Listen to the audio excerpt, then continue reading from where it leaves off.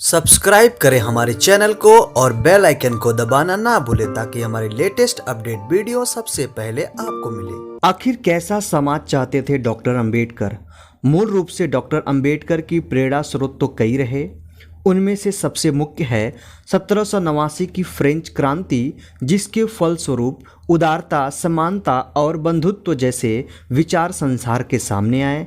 Doctor Ambedkar के आदर्श समाज की अवधारणा को अगर हम टटोले तो उनके अनुसार किसी भी समाज की आधारशिलता या संरचना इन तीन स्तंभों पर टिकी होनी चाहिए, क्योंकि उनके दर्शन में मानव कल्याण, मुक्ति और उत्थान की विशेष प्रधानता थी।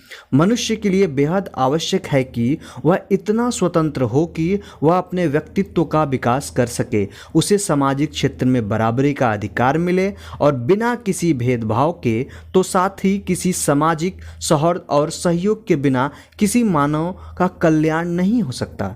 अतः बंधुत्व, भाईचारा भी उस सामाजिक संरचना की आधारशिलता होनी चाहिए। और डॉक्टर अंबेडकर अपने आदर्श समाज में जाति के जंजाल से मुक्ति चाहते थे, क्योंकि जाति व्यवस्था के सामाजिक, आर्थिक, सांस्कृतिक और राजनीतिक प्रभाव उन तीन प्रमुख विचारों के खिलाफ हो जाते हैं। जाति व्यवस्था ने स्वतंत्रता की जगह गुलामी, दासता और कदम कदम पर व्यवस्था के नाम पर बंधन ही बांधे।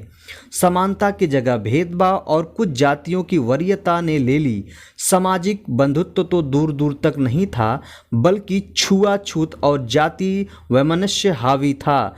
इस व्यवस्था के चलते समाज का एक बहुत बड़ा वर्ग केवल जन्म के आधार पर युग युगांतर से आर्थिक उपेक्षा, सामाजिक बहिष्करण, शैक्षिक अयोग्यता के शिकार होने के साथ साथ राजनीतिक प्रतिनिधित्व से वंचित रखा गया, जिसके परिणाम स्वरूप वह वर्ग एक अभावग्रस्त जीवन जीने के अलावा आजीवन एक हे दृष्टि से समाज की अगड़ी जातियों के द्वारा देखा जाता रहा। अतः डॉक्टर अंबेडकर ने विभिन्न भाषणों और लेखों में जाति विनाश की बात तार्किक रूप से की और इसके समाप्त करने हेतु अंतरजातीय विवाह, सामूहिक भोजन को प्रोत्साहन देने के अलावा छुआछूत जैसे कुप्रथाओं पर प्रतिबंध लगाने की वकालत भी की। उनके मत से समाज का संचालन किसी वेद, पुराण, ग्रंथ, शास्त्र के अनुसार नहीं, बल्कि तर्क के आधार पर होनी चाहिए।